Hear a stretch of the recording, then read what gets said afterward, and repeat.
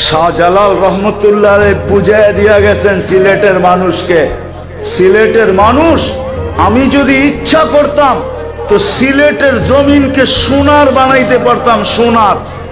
যেই ব্যক্তি জায়নামাজে বৈশা সিলেট সুরমা নদী পার হইতে পারে, ও সিলেটের মাটিকেও সোনা বানাইতে পারত। উনি বলছেন এইখানে বানায় কি লাভ হবে, এইখানে বানাবো না, জান্নাতে যায় বিল্ডিং সোনা দিয়া বানাবো। এই জন্য বানান নাই সাহাবারা, এই জন্য বানান নাই। বিদায় আমি কথা শেষ জায়গায় চলে আসি, বুঝলে এতটুকুই যথেষ্ট।